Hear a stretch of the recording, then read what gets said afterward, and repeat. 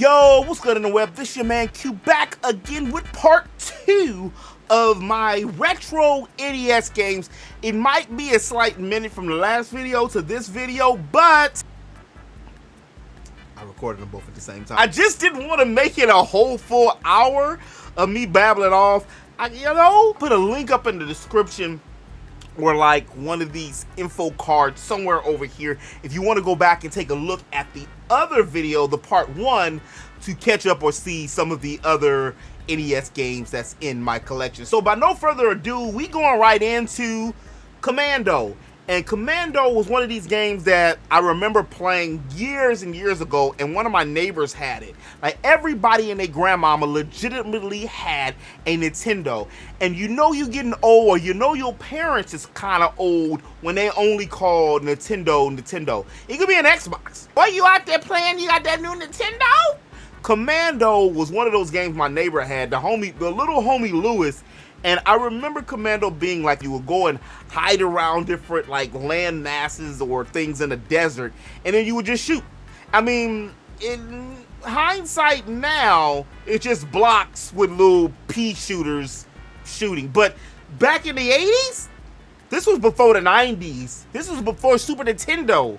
This was that. Look at this. Wow. This is a game that I've never played.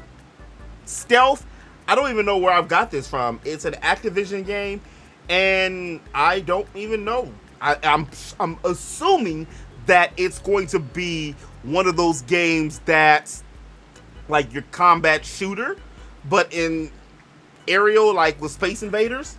One day maybe I'll go back. I'm probably not. I'll just dust it off. One of my favorite games for regular Nintendo was Yo Noid, and many of y'all don't know who Yo Noid is, but you might because he just made a recent debut. I want to say, was it at this Super Bowl that we just had? When my Rams won? During that time, everybody had a mascot. Burger King had their BK Kids, which the BK Kids was actually freaking cool. They had diversity, and they just threw them away with their strategy for how to make burgers. Domino's Pizza, they had Yo Noid. And Yo Noid would be like the little gesture, the little annoying jerk, or a little, he would just go around doing shit. That was him. And on the game, he did the same thing, but he was chasing his like alter ego, which was crazy, the little green Noid with the upside down end.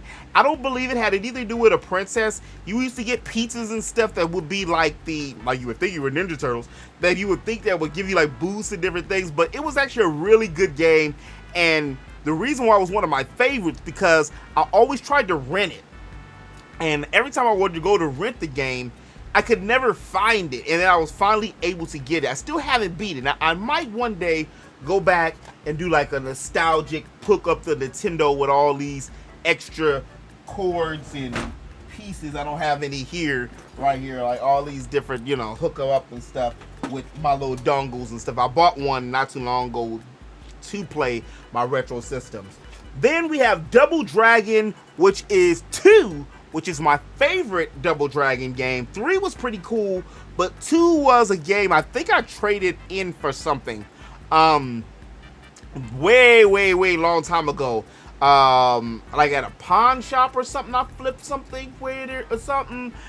But this one I beat not too long ago, and then I seen a homie beat it on stream, and this was when you get the whole hurricane kick. I said kick.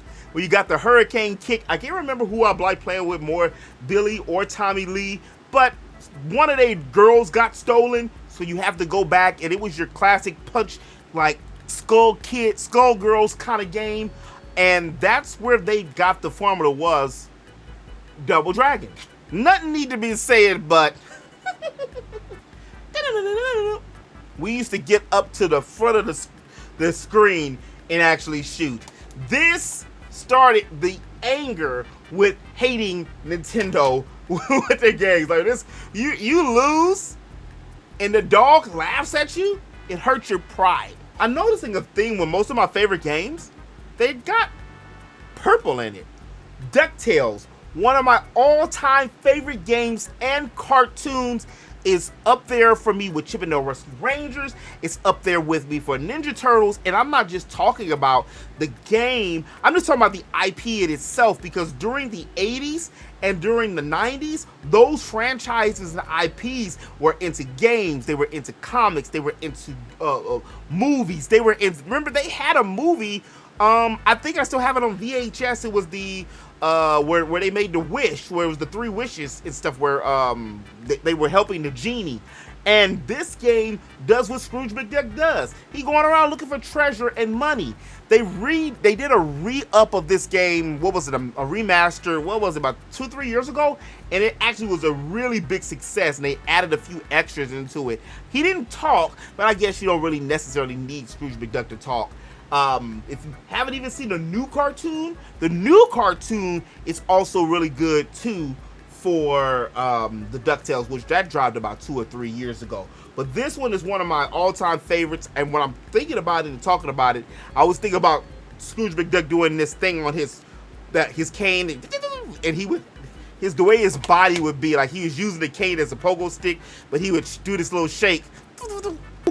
The Dust, The Simpsons. This was not my favorite of the Simpsons.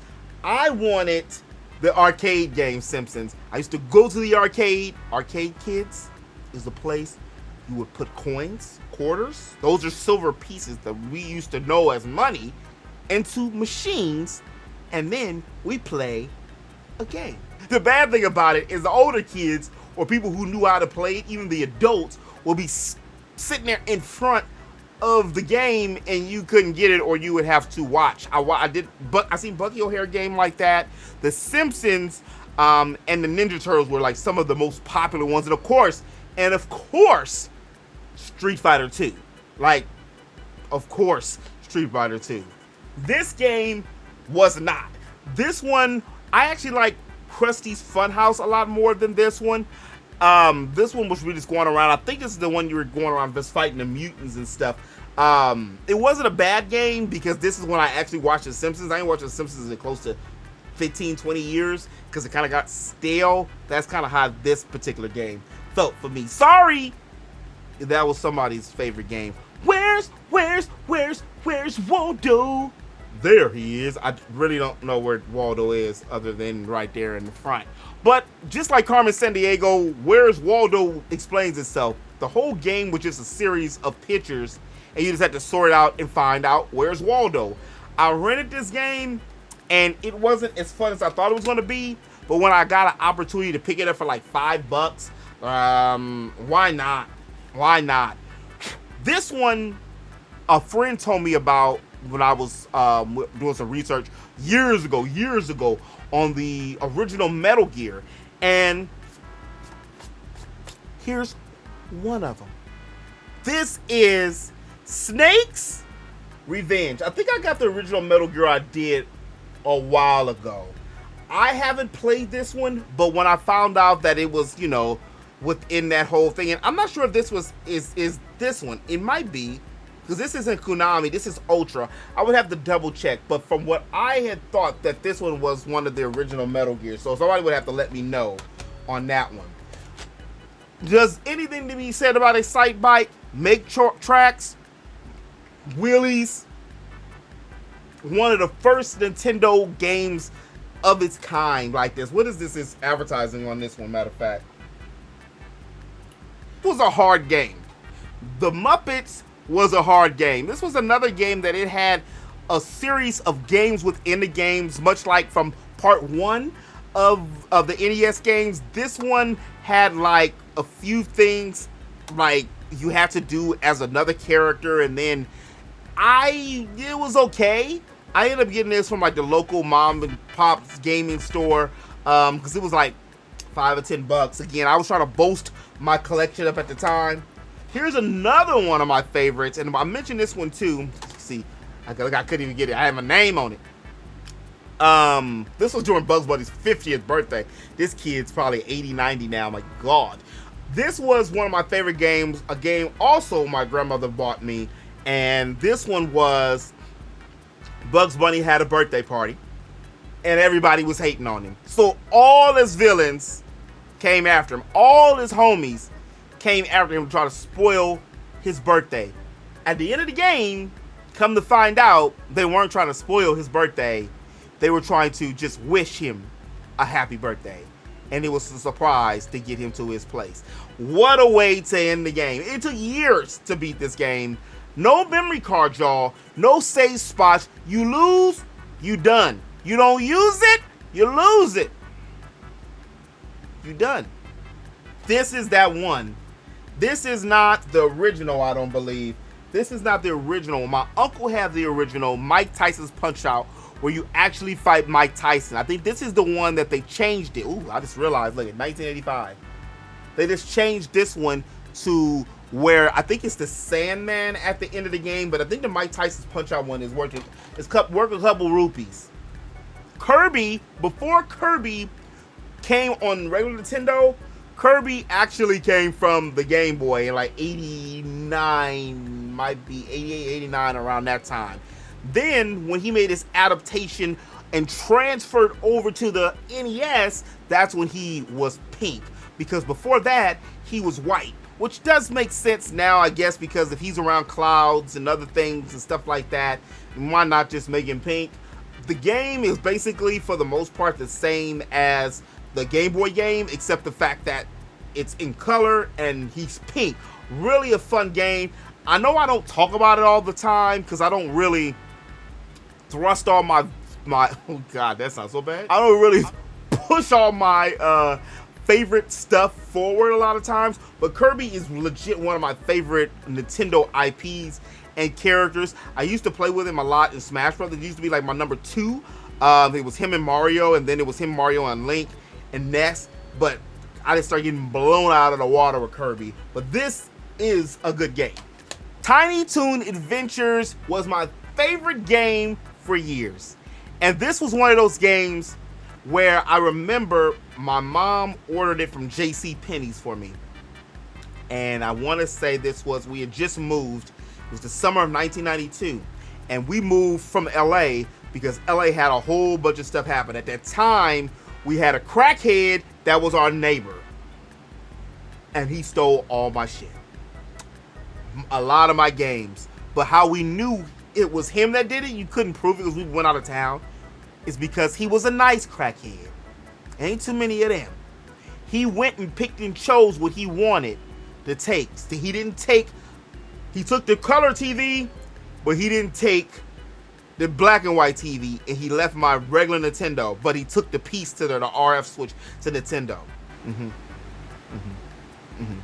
Right around that time, also, was when they had the a huge earthquake in LA. It was like a 7.7 or something like that, 7.2. Huge earthquake, like 1992. And then also, it was right around the time there was the LA riots. So, and at the time, I was in school. I was like 4th or 5th grade at that time. And I remember it because my mom was like, it's too much shit going on.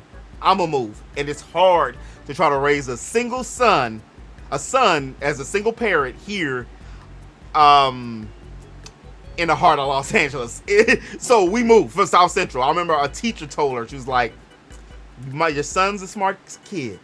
If you can get him out of here. My mom, we was gone. I said all that story. This was my favorite one. Because when we moved, my mom ordered me from JCPenney's Tiny Toon Adventures. We moved from Los Angeles to Bakersfield. Bakersfield is hot for California natives, so people who have been there before. Somehow it got lost up in the mail. They sent me Carmen Sandiego instead. So it already took like almost a month and a half to get it snail mail. Then I had to send it back. Then I finally got this back. And then I couldn't beat the game. I still ended up beating this game. This is a game I'll probably be able to go back to. I seen somebody beat it on the end of the game. You fight Montana Max on this giant coin, and then you flip the coin or whatever on him. I want to go back and beat it just for myself, because look at the whole back story, the origin story I gave y'all for this game. Because Tiny Toons was that game. My mom was, she was hurt. All my stuff got stolen, games, CDs, and other things, but he left what he wanted, kind of thing. So she got me this, and it was, I think I have that VHS somewhere. I think I have that VHS somewhere of Tiny Toon Adventures, How I Spend My Summer Vacation, which she probably never would want to hear that song or jangle again. I didn't realize I had 2 Tetris assists. And then this is the Buckaroos. The Buckaroos I end up picking up because I had a I didn't get a Super Nintendo until 2 years after the, until I started buying them myself, I used to get them a little bit time afterwards, which I understand. I mean, damn it, it's a priority. It's not a priority to have a Nintendo, but it is a priority to have food, and it is a priority to have clothes and a place to stay. So Nintendo games was a luxury. So I said that to say I put a hole in the Nintendo games that I did have because I played them jokers all the time. I really wanted the Videoites for the Super Nintendo, but at the time I couldn't afford that one. That was a $59.99 game. So I ended up getting the Buckaroos. And basically, it's Ren and Stimpy, a platformer game. You're going out to make money and do different things to try to capture money. They had little money bags, and I remember jumping over houses and stuff to encourage. I forgot what they were doing. Were they trying to make a movie? Or they were trying to do something. The whole premise where they were going to get money. You could be Ren or you could be Stimpy. I think Ren slapped, and I forgot what Stimpy did. He probably scratched or did something, because Stimpy really never acted completely like a cat, did he? This is an oldie but goodie in one of my first Nintendo games of not only having, but playing, and that was Kung Fu. Kung Fu, the Nintendo games are old when they have like the little pixel character. This was Thomas, and they got this idea from that Bruce Lee movie, the one where he fought Kareem. I forgot the name of that one. The Dragon. Bruce Lee has so many great movies. I forgot that one, the name of that one. But Thomas, somebody kidnapped his girlfriend, so he had to go through the levels of this thing, this building, fighting different kung fu bosses and masters. And yeah, if you died, you die. You got to go all the way back. I didn't beat this one, but I would like to beat this one. I don't know if this is on the Nintendo online store. I would have to check, because it feels like Nintendo's store, their online store, puts every game that I really don't want to play. Not everyone, but it's more that I don't care about there than it is that I do. But then I guess it might be some games other people cared about, but some of the selections just be like, really? For years.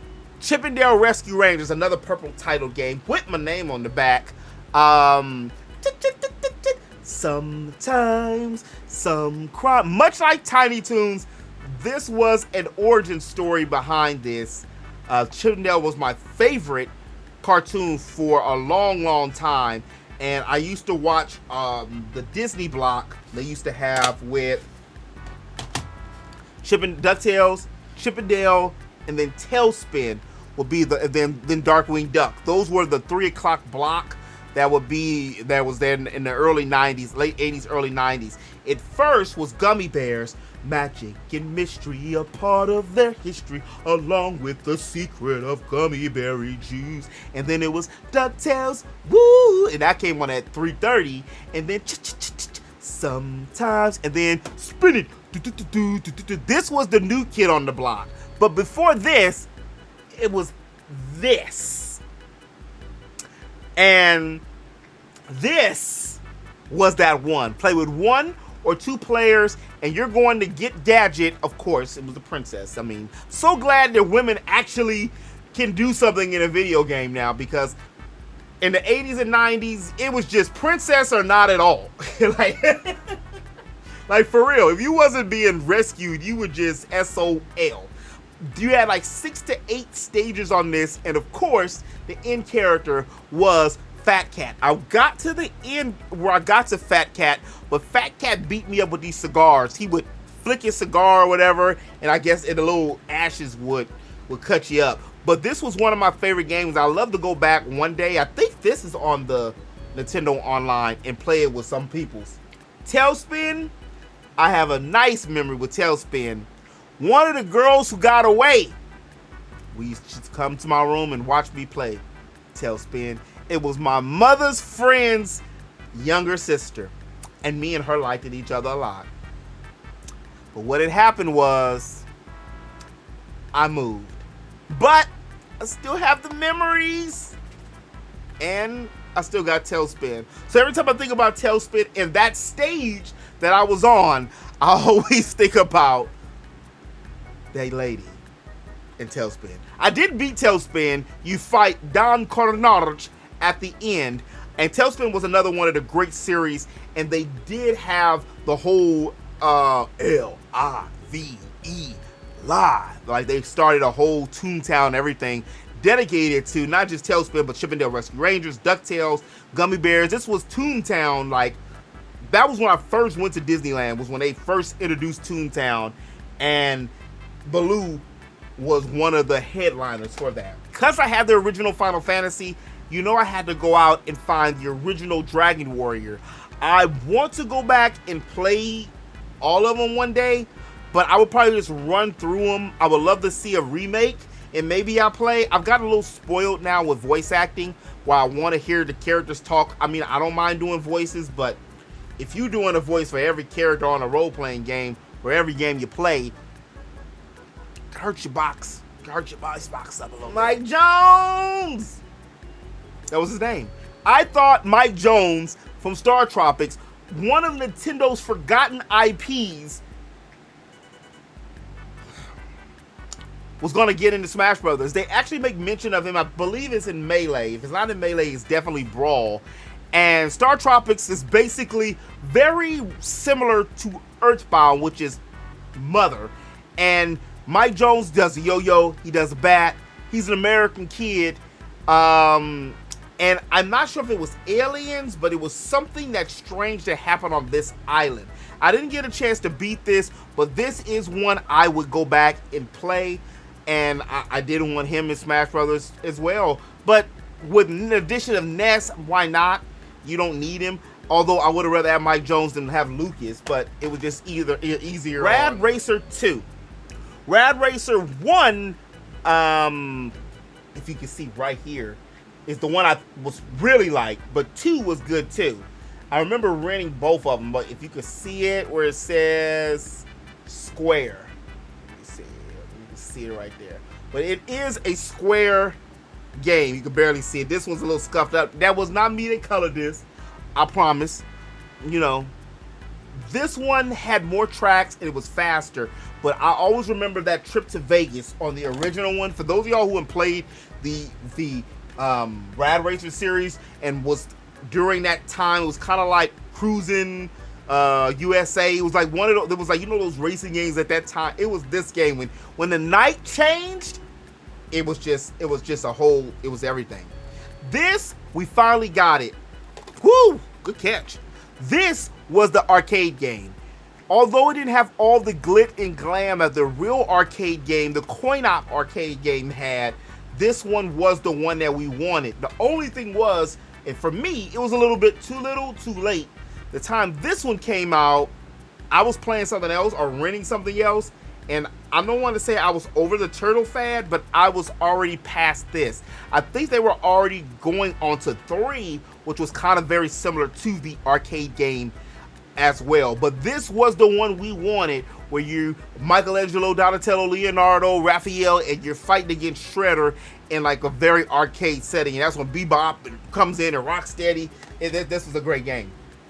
There was also a big thing in the 90s with recasting and redoing old fairy tales and stories. And I see they're doing that a lot now. You know, we just had Little Mermaid come up with Chloe Bailey, the Bailey.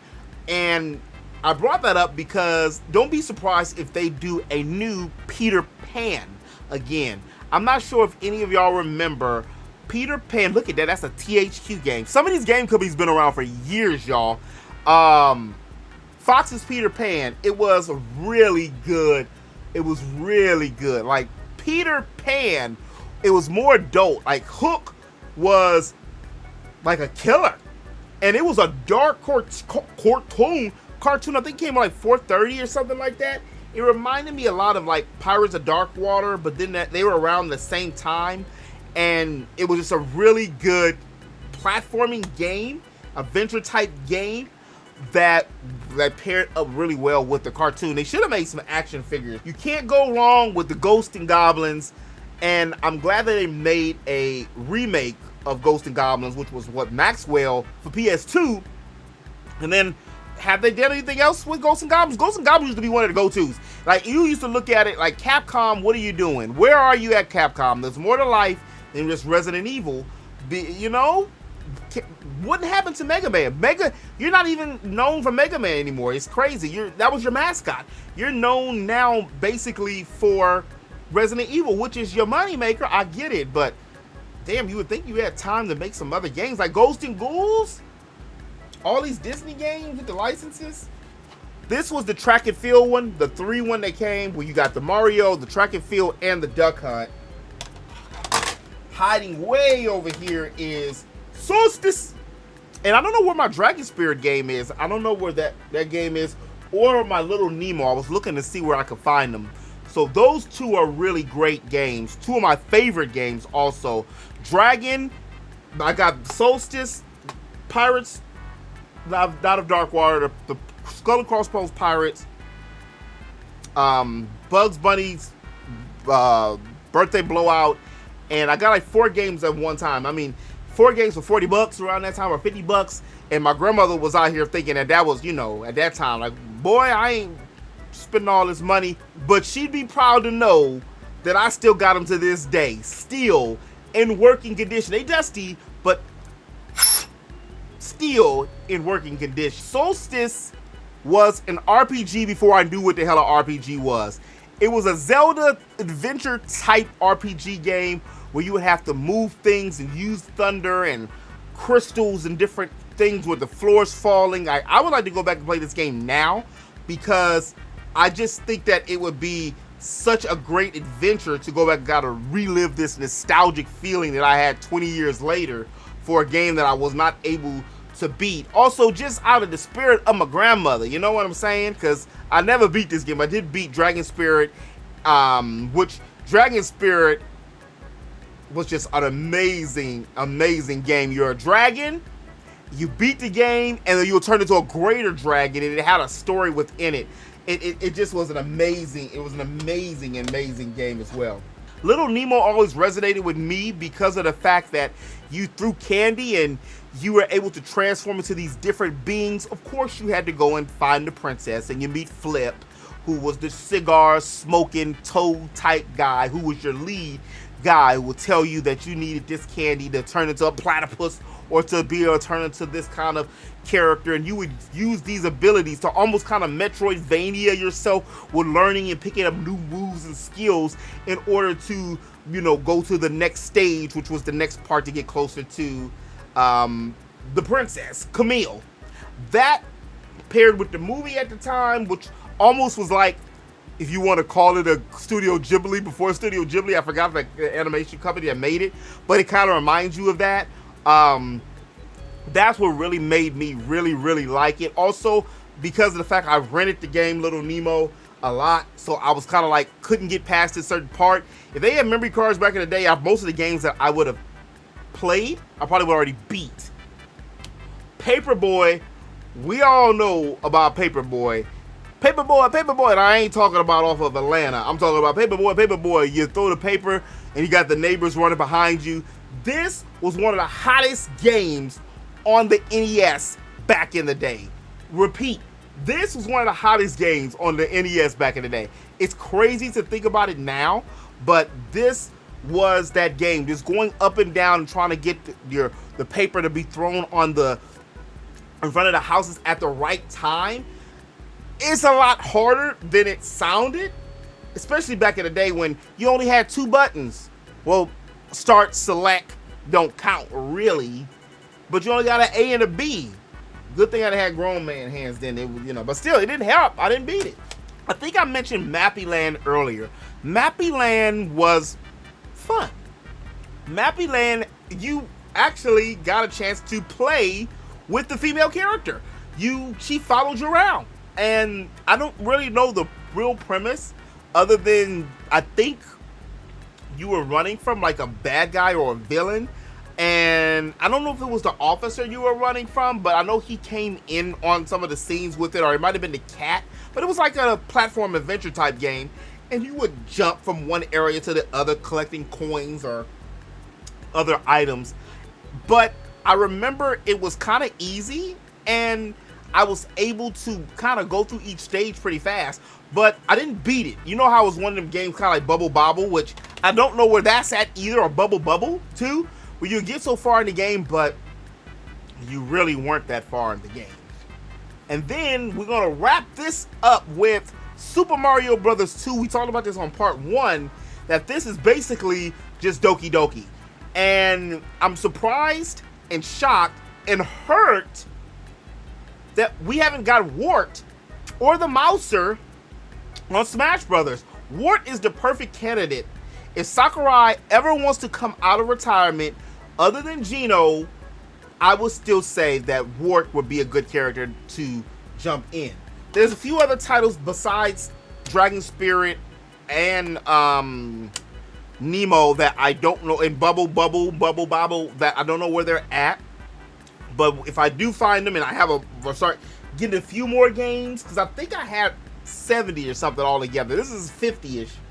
Well, but if I find those and a few other games, then I'll do a part 3. But for now, this has been the part 2 to my NES regular Nintendo Entertainment System collection. I'll do probably a SNES one. I don't know exactly when, but I'll do that one. And when I do, it's going to be a lot shorter. I might go into a little more detail with it because it's only 15, 16 games. That was around the time that I was trading up games like a dummy. And since that time is losing so much, I decided, especially since games are going to digital now rather than just being physical, I don't like that. I can't be trading. But Interweb, did you like this collection? Do you have any of these games in this collection? What collection of games or memorabilia or nostalgia that I strike? Let me know in the comment section below. And if you are new to the channel and you want to stay up to date with not only just Nintendo and collections and nostalgic stuff, RPGs, if you please, then make sure you hit that subscribe button. It lets YouTube know that you like the content that you're seeing, and then they'll push it out more. As always, Interweb, I appreciate y'all. Don't forget to eat. Don't forget to sleep. Don't forget to geek. And then you know what to do. Repeat that song on. Longest time, I wasn't being legit or for real with myself either, because that was a part of me. And even though I was doing it in secret. And then it just hit me. And that's when it hit me. And that's when I became a geek. Finally, the sleeper has awakened. I am the prince of all geeks once again.